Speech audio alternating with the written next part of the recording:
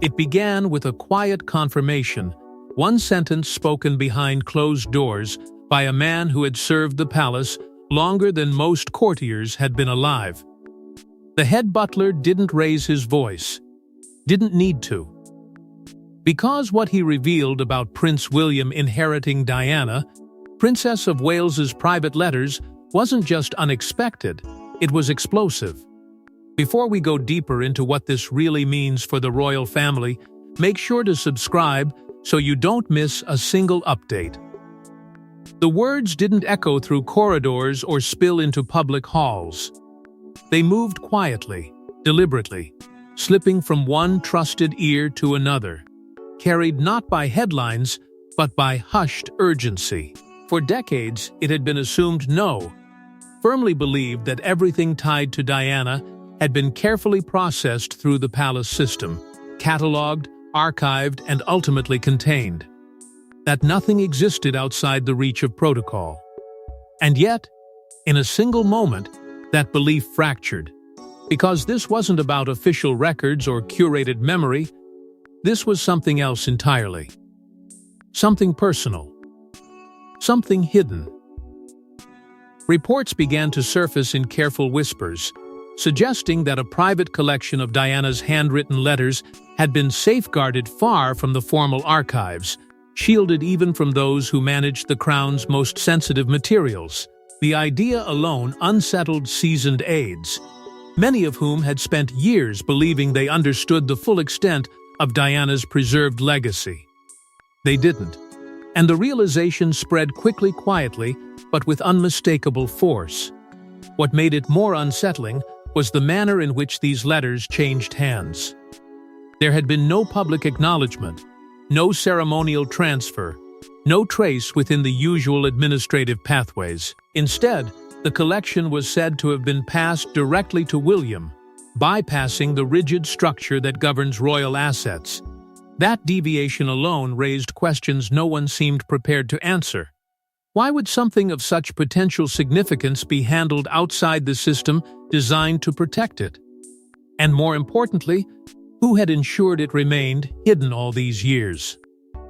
The head butler's role, though rarely discussed openly, suddenly took on new weight.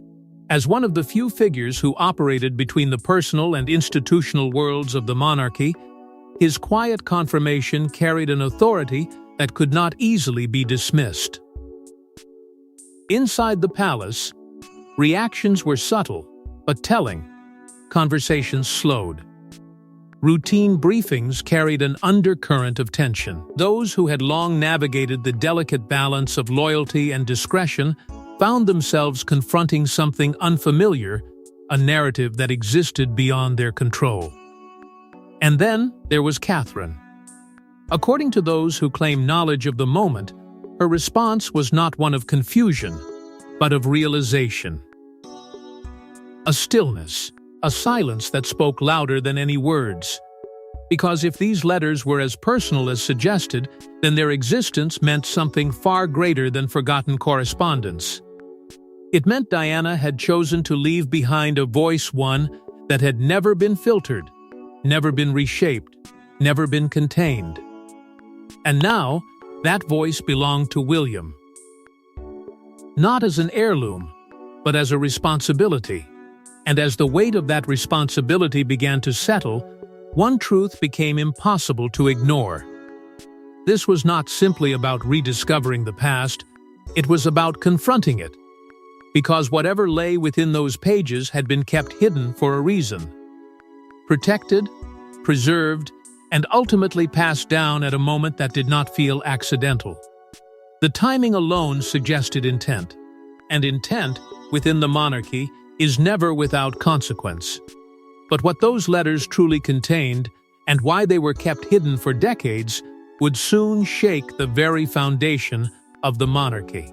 For years, it was believed that everything belonging to Diana, Princess of Wales, had been carefully documented, archived, and sealed within royal control. But insiders now suggest there was always a second collection, one never logged, never disclosed, and never meant to be found. The idea doesn't just challenge the official narrative, It quietly dismantles it, because the monarchy is built on order, on records, on the assurance that nothing of significance escapes its system. And yet, beneath that system, something deeply personal appears to have existed beyond reach. A hidden archive. A silent record of thoughts that were never meant to pass through institutional hands. Those familiar with palace procedures have long insisted that every letter, every note, every fragment tied to Diana's life was processed through Kensington's internal channels. It was part of preserving legacy, they said. Part of protecting the crown. But this emerging narrative suggests a parallel reality, one in which Diana herself chose what to reveal and what to conceal. Reports of a shadow archive have begun to circulate in careful tones, describing handwritten letters that were never entered into official registries, never stamped, never reviewed. And if that is true, it means Diana was not simply writing, she was withholding. Intentionally. Strategic, the implications of that choice ripple outward in ways the institution cannot easily contain. The timeline only deepens the mystery. These letters are believed to have been written between the early 1990s and 1997, a period marked by turbulence, isolation, and transformation. It was a time when Diana's public image soared even as her private world fractured. And within that tension, something took shape. Words that could not be spoken openly. Reflections that could not be entrusted to official channels. Insiders suggest she understood the machinery around her too well to rely on it. That she knew anything placed within the system would ultimately belong to the system. So she created something outside of it. Something protected not by protocol, but by trust. That trust, according to whispers, may have rested with a very small circle. Figures who operated in the quiet spaces between duty and discretion. Among them, individuals like the long-serving Head Butler, people whose loyalty was not defined by rank, but by proximity. These were the ones who saw beyond the formal structure, who understood the difference between what was recorded and what was real. If they were indeed entrusted with safeguarding these letters, then their role was far more significant than anyone realized. They weren't just caretakers of routine. They were protectors of something deeply personal, something fragile, something powerful. And what those letters contained is now the subject of growing unease. Described as emotionally raw and politically sensitive, they are said to hold reflections that go far beyond personal memory. Not polished statements, not controlled narratives, but unfiltered thoughts shaped in moments of vulnerability and clarity. That alone changes everything. Because within those pages could lie perspectives the institution never prepared for. Perspectives that don't align neatly with the version of history the world has come to accept. And if those perspectives exist, then their significance cannot be understated. They are not just relics of the past. They are potential disruptors of the present. Which brings the story back to the question no one seems willing to answer directly. Why would Diana go to such lengths to keep these writings hidden? Why create something so personal, only to bury it beyond reach? The answer, whatever it may be, does not feel simple. It feels deliberate. And as the truth edges closer to the surface, the implications grow heavier, because hidden truths have a way of reshaping everything they touch. And if Diana went to such lengths to conceal these writings, the question becomes unavoidable: what truths was she protecting? And from whom? The decision wasn't sudden. It wasn't accidental. According to palace whispers, Prince William had always been the intended guardian of these letters, chosen not by protocol, but by something far more personal. That idea alone reframes everything that came before. Because within the monarchy, nothing of significance is ever left to chance. Every document, every heirloom, every fragment of legacy is typically filtered through layers of tradition and approval. And yet, this transfer appears to have followed a different path entirely. Not dictated by institution, but guided by intention. Reports suggest that Diana, Princess of Wales, had quietly set aside certain personal writings with William in mind. Not as part of a formal inheritance, but as a private act of trust, a decision shaped not by rank or duty, but by connection. Those who claim insight into this arrangement describe it as deeply deliberate. Not something arranged in haste or hidden in panic, but something considered over time. A quiet understanding that certain truths could only be entrusted to someone who would carry them with care rather than control them through protocol. William, by all accounts, was that person. Not because of his position alone, but because of what he represented to her, a continuation, not of the institution, but of something more human within it. And so the letters, whatever they contain, were never meant to belong to the system. They were meant to belong to him. That distinction, subtle as it may seem, carries enormous weight. But then comes the question that no one inside the palace seems willing to address openly. Why now? Why would something preserved in silence for so long suddenly emerge at this particular moment? The timing feels precise, almost calculated, occurring during a period when the monarchy itself is navigating uncertainty, when its future feels less defined than it once did. Some suggest it is coincidence. Others are not so convinced. Because within royal history, timing is rarely accidental. It is often the clearest signal of intent.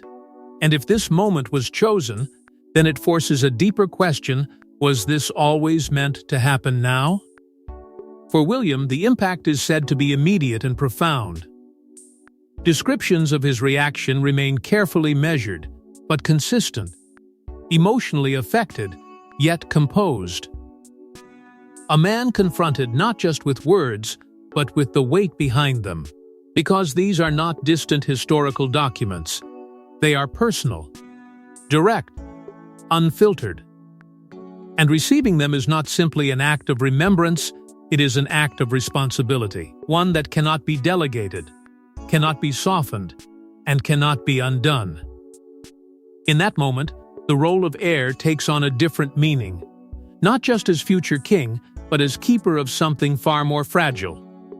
And within that fragile space, Catherine's presence becomes increasingly significant.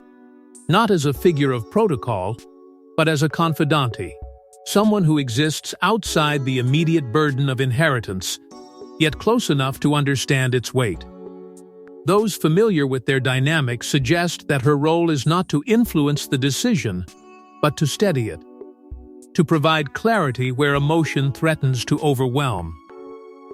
Because the challenge William faces is not simply whether to preserve these letters, it is how to live with them, how to carry their meaning forward without allowing it to fracture the delicate balance between past and present.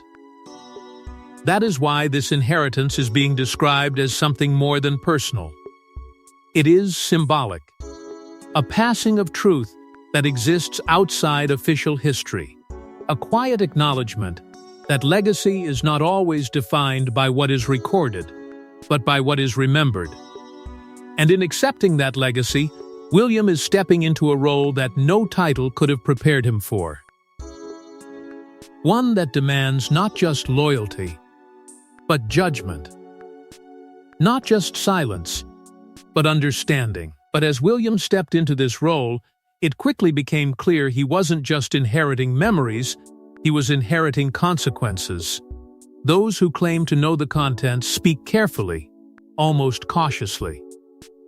Because if even a fraction of what's rumored is true, these letters don't just tell Diana, Princess of Wales's story, they rewrite it. Not in a loud, confrontational way, but in something far more unsettling. A quiet shift. A reframing of moments the world thought it understood. Because history, as it has been presented, has always carried a certain structure: events arranged, narratives shaped, conclusions implied. But these letters, if the whispers hold weight, exist outside that structure. They are not polished accounts. They are not statements designed for interpretation. They are raw, direct, and deeply personal. Reports suggest the writings move through the emotional landscape of Diana's life in ways no public account ever has. They speak, it is said, of isolation that could not be captured in headlines, of a life lived within walls that offered status but withheld comfort, the kind of isolation that lingers even in crowded rooms, the kind that grows quietly until it becomes impossible to ignore. And within that space, the letters reportedly explore a tension that defined much of her later years, a struggle between duty and self, between expectation and reality. It is this tension, more than anything, that gives the words their weight. Because they are not written from a distance, they are written from within the experience itself. There are also suggestions of deeper reflections, observations that extend beyond personal feeling into something more complex. Mentions, perhaps, of institutional pressure, of unspoken rules that governed not just actions, but identity. Those who claim familiarity with the content describe passages that hint at internal dynamics rarely acknowledged publicly. Not accusations, not declarations, but impressions. The kind that only form when someone has lived within a system long enough to understand its subtleties. And that is where the unease begins to grow. Because impressions, when expressed honestly, can reveal more than carefully constructed facts ever could. Speculation continues to build around the possibility that these letters contain warnings. Not explicit, not direct, but present nonetheless. A sense of awareness, of recognizing patterns as they unfold, of understanding the cost of certain choices before they fully reveal themselves. Alongside that, there are said to be moments of vulnerability, reflections shaped by fear, by uncertainty, by a search for something that always seemed just out of reach. These are not the words of a distant figure frozen in time. They are the words of someone navigating a reality that was constantly shifting beneath her. And in that honesty lies their power. Inside palace circles, the reaction to these rumors has been described as cautious, even restrained. But beneath that restraint, there is concern. Not because the letters exist, but because of what they represent. A version of the past that has not been filtered through official channels. A perspective that cannot be easily managed or reframed. And if those perspectives were ever to become public, the impact would not be contained to a single moment. It would ripple outward, touching everything connected to the narrative that has been maintained for years. That is why discussions around the letters remain tightly controlled, confined to small circles where every word is measured. Meanwhile, media insiders have begun to hint at what they describe as history-altering narratives, a phrase that feels deliberate, carefully chosen. Because altering history does not require rewriting every detail. It only requires shifting the lens through which those details are seen. And if these letters have the power to do that, then their significance cannot be overstated. They are not just records of the past. They are potential catalysts for change. And it's not just what the letters say, it's what could happen if they ever see the light of day.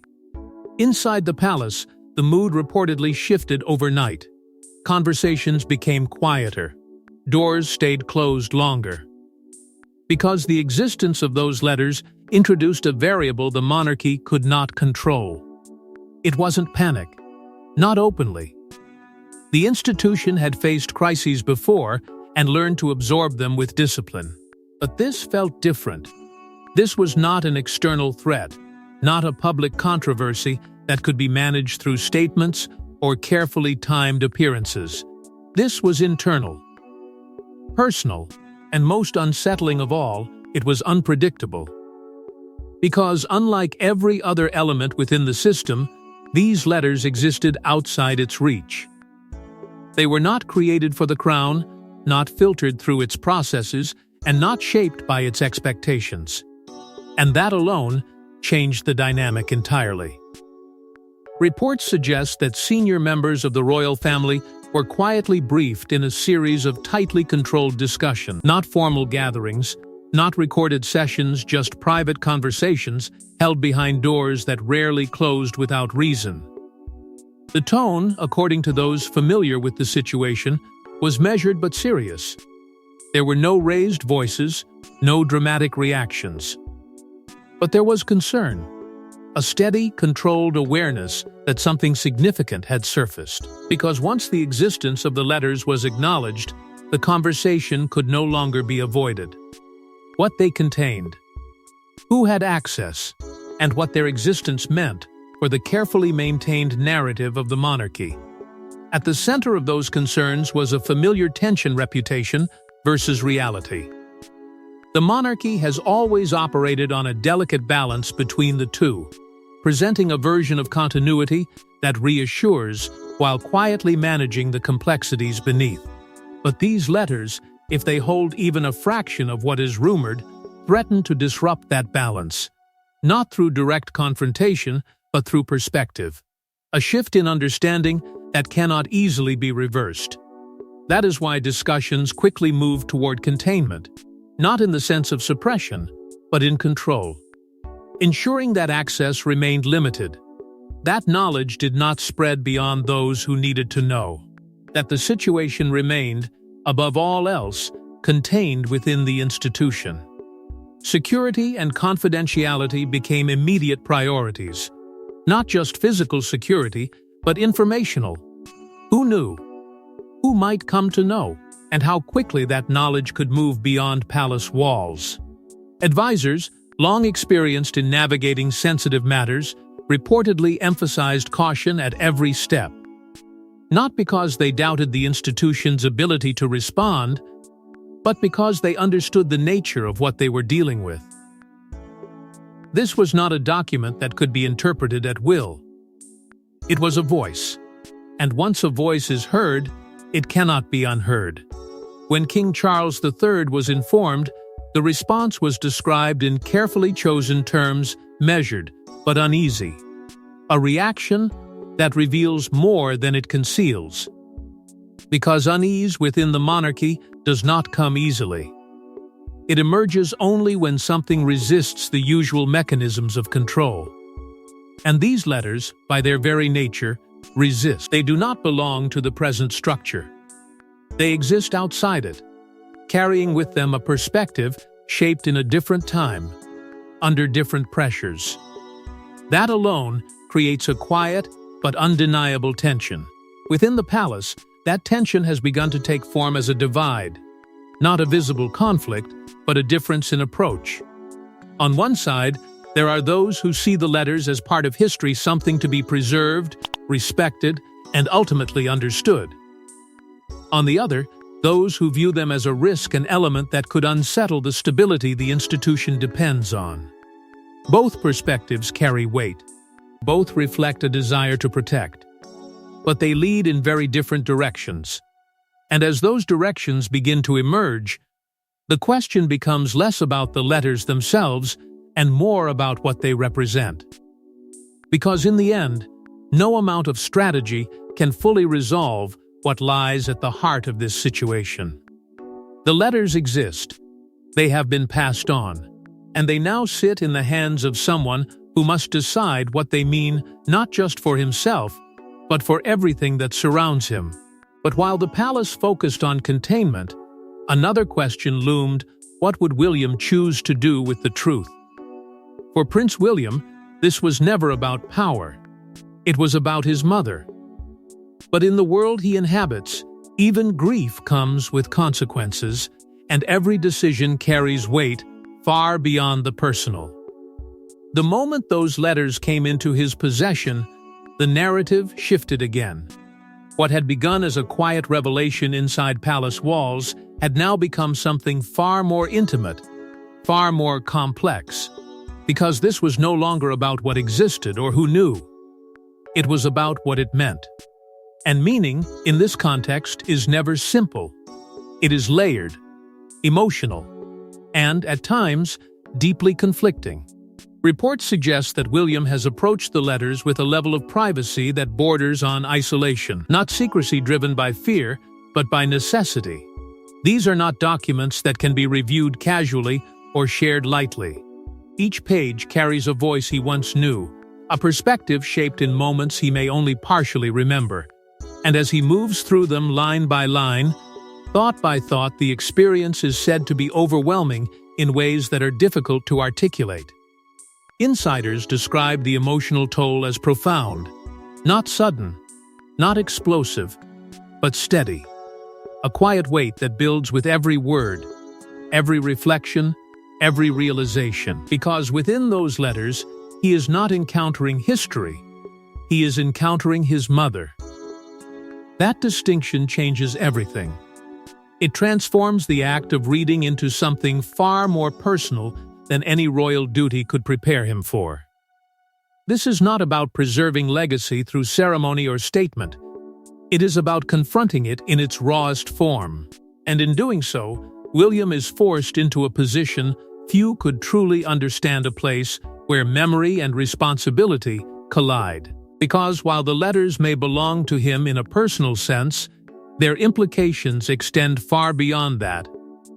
They touch the institution he represents, the future he is expected to lead, and the delicate balance he must maintain between the two. Within that balance, Catherine's role has quietly become essential, not as a participant in the decision itself, but as a presence within it, a steadying force in a situation that offers very little clarity. Those familiar with their dynamics suggest that her influence is not directive, but grounding. She listens, she observes, she provides space for reflection, without adding pressure to resolve it. And in a moment defined by uncertainty, that kind of presence carries more weight than any formal guidance could. Because what William is facing is not a question of action, but of understanding. The challenge lies in what comes next, not in terms of immediate decisions, but in the long-term consequences of whatever path he chooses. There is a growing awareness, both within the palace and beyond it, that these letters hold the potential to reshape narratives that have long been considered settled. And with that potential comes risk. The risk of misinterpretation, the risk of misuse, the risk that something deeply personal could be pulled into a space where it loses its original meaning. These are not abstract concerns. They are real, and they are constant. That is why William's silence has become so significant, not as an absence of response, but as a deliberate choice. A refusal to act before fully understanding what is at stake. In a world where every movement is observed and every word is analyzed, choosing silence requires a different kind of strength. It suggests restraint, reflection, and perhaps most importantly, respect for the weight of what he holds. Because sometimes, the most powerful decision is not what is said, but what is withheld. And as that silence continues, the pressure around it begins to grow. Questions remain unanswered. Speculation continues to build. And yet, William does not move. Not quickly, not publicly. Because he understands something that others may not, that once a decision is made, it cannot be undone. And in this case, the stakes are not just personal. They are generational. Because in choosing what to do next, William isn't just protecting his mother's memory, he's defining his own future as king. The palace has weathered scandals before. But this is different. Because these aren't rumors or interviews or second-hand accounts. These are Diana, Princess of Wales's own words, unfiltered, undeniable, and potentially unstoppable. And that distinction changes everything, because rumors can be challenged. Interviews can be contextualized. But personal writings, especially those never meant for public view, carry a weight that is far more difficult to contain. They don't just suggest a version of events, they reveal a state of mind. And once that state of mind is exposed, it becomes almost impossible to control how it is interpreted. Inside the institution, that reality has begun to settle in with quiet intensity. Reports suggest that concerns are no longer limited to what the letters contain, but to how easily they could move beyond the walls that currently hold them. The question is no longer if they matter, it is how vulnerable they are. In an era defined by constant access and rapid dissemination, even the most closely guarded materials are not immune to exposure. That awareness has triggered a subtle but significant shift in focus. Not just preservation, but protection. Not just secrecy, but security. Because once something like this enters the public domain, it does not return. There is growing unease around the possibility of unauthorized access. Not because anyone within the inner circle is expected to act recklessly, but because the very existence of the letters introduces risk. Every additional layer of awareness, every passing mention, increases the chance that information could slip beyond its intended boundary. And within that possibility lies the real concern. Not a deliberate release, but an unintended one. A fragment taken out of context, a detail misunderstood, and suddenly something deeply personal becomes something widely public, stripped of its original meaning and reshaped by external interpretation. At the same time, media speculation has begun to intensify. Carefully worded reports, subtle hints, and strategic language have started to appear, suggesting that the story is no longer entirely contained. Comparisons are already being drawn to past royal revelations moments when private realities collided with public perception, altering the course of the monarchy's narrative. But even those comparisons feel incomplete. Because what makes this situation unique is the source itself. These are not recollections shared after the fact. They are contemporaneous reflections, immediate, unfiltered, and that makes their potential impact far more unpredictable.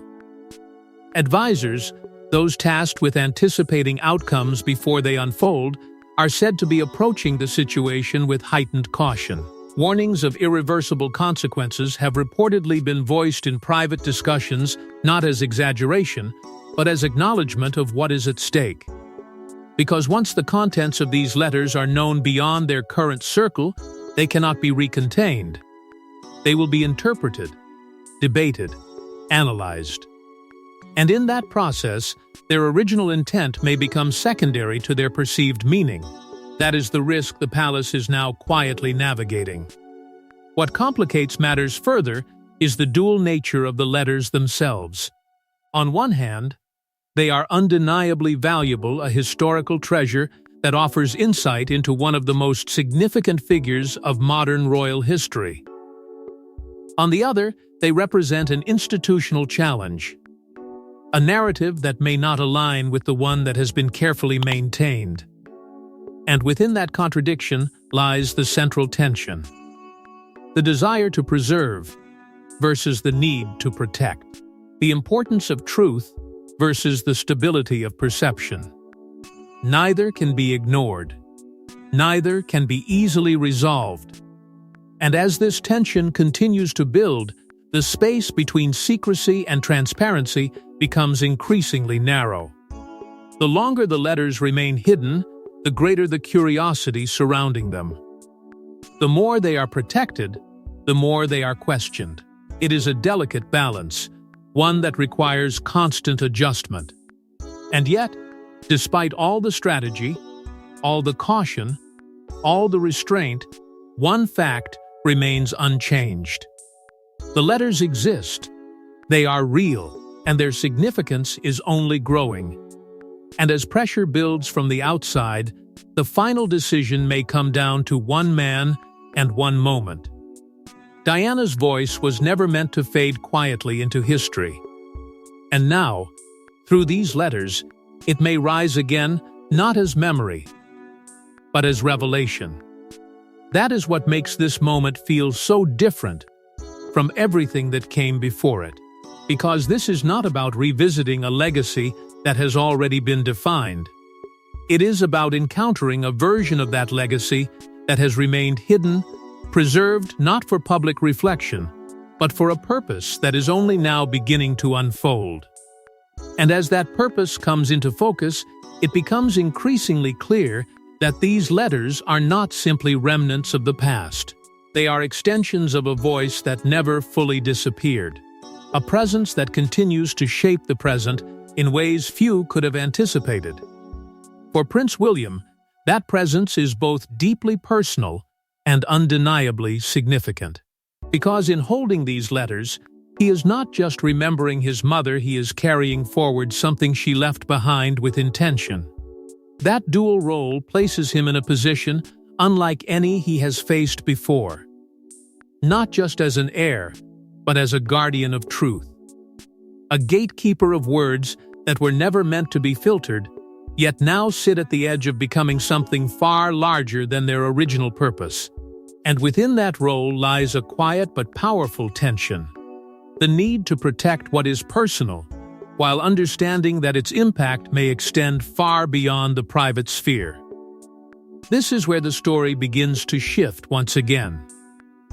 Because the monarchy, as an institution, has always drawn its strength from continuity, from the careful preservation of its narrative across generations. But these letters introduce something different.